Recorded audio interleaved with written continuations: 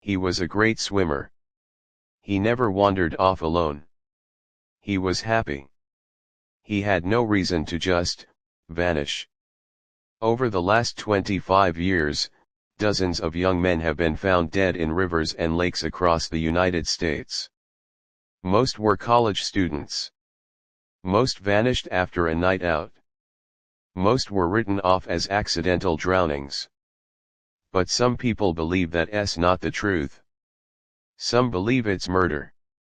And they believe the killers leave a mark. A simple, hand-drawn smiley face near where the bodies are found. This is the theory behind what's now known as the Smiley Face Killers.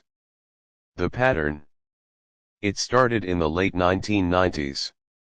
Two former New York detectives, Kevin Gannon and Anthony Duarte, began investigating the drowning deaths of several young men in the Midwest. One name in particular, Patrick McNeil. A 21-year-old student in New York City who disappeared in 1997 after leaving a bar. His body was found over a month later in the East River. Police ruled it an accident. But Gannon disagreed. McNeil's body, he claimed, had burn marks and ligature signs. He believed Patrick was abducted, held, and then disposed of.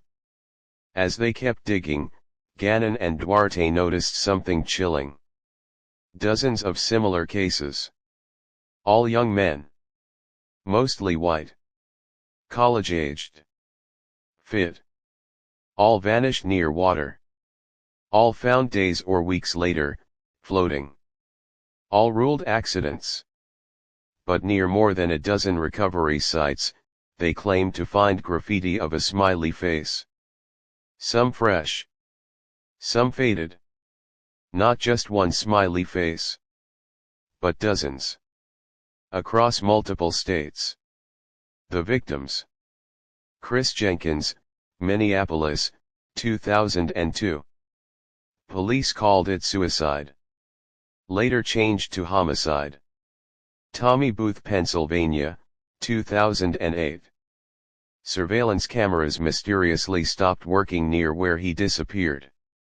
Dakota James, Pittsburgh, 2017. Missing for 40 days. Body showed minimal decomposition. Family insists it wasn't accidental. William Hurley, Boston, 2009. Called his fiancée before disappearing. Phone died. Found in the Charles River. No answers.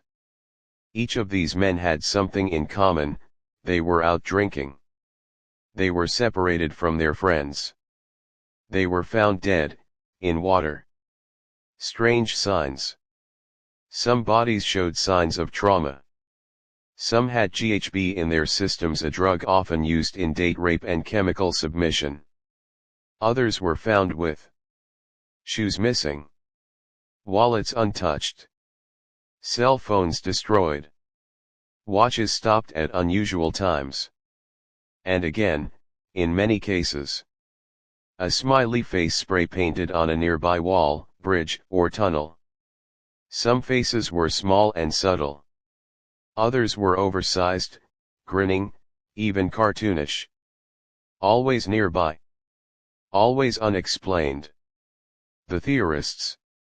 Detectives Gannon and Duarte believe this is a large, organized group possibly operating online or through underground communication. They call it a nationwide gang of thrill killers. They believe the smiley face is a signature, not always at the exact location, but close enough. They say the victims are selected, watched, abducted, drugged, killed, dumped in rivers to mimic drunken accidents. These aren't isolated drownings. They're connected, deliberately staged. And someone is getting away with it. Kevin Gannon. The skeptics. The FBI and many local departments reject the theory. They say there's no evidence of foul play in most cases. They claim there's no confirmed link between the deaths. Smiley face graffiti is common, not a signature. Many victims had high blood alcohol levels. Drowning is the most common accidental death for intoxicated young men. The FBI officially stated, "We have not developed any evidence to support links between these tragic deaths or any evidence substantiating the theory that these deaths are the work of a serial killer or killers." But the families of the victims, they're not convinced. The families speak. Some families describe missing time in the victim's last known movements. Others point to damaged phones, missing surveillance footage, or the lack of autopsy clarity. Many believe local police departments closed the cases too quickly, blaming alcohol or cold water, rather than asking deeper questions. They say their sons were not suicidal. They were strong swimmers. Their clothes were dry cleaned. Their bodies looked too preserved. My son wasn't drunk. He was taken. A mother's quote from the 2017 documentary Smiley Face Killers, The Hunt for Justice. So, accident or pattern? Let us ask again. Can a group of nearly identical drownings across 25+ cities really be coincidence? Can smiley faces near crime scenes really mean nothing? Can parents and detectives be this wrong, for 25 years? Or is someone watching? Is someone hunting and leaving behind only a smile? This was the story of the Smiley Face Killers. 40 bodies, no arrests, and a grin that never fades. Subscribe to Last Known Location for more deep horror documentaries and unsolved true mysteries.